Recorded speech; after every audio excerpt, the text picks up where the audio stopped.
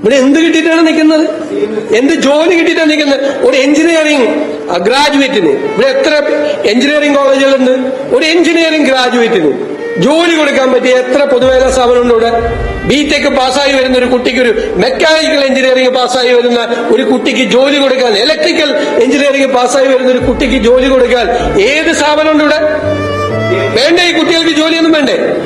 25 കൊല്ലം പുറകെ നടക്കുവാണ് കേരളം. ഞങ്ങൾ അതിനല്ല വന്നിരിക്കുന്നത്.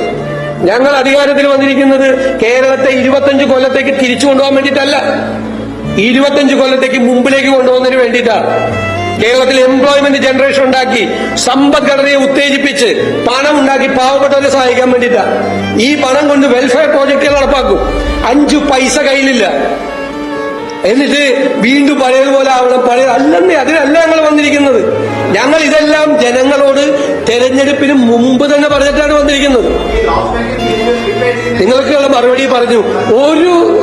ഒരു പൊതുമേഖലാ സ്ഥാപനവും വിറ്റഴിക്കുന്ന ഒരു വാചകം ഈ ബജറ്റിലില്ല. പിന്നെ എന്തിനാ ഈ ക്ലീശ വന്ന വാചകം ആവർത്തിച്ചുകൊണ്ട് വരണം?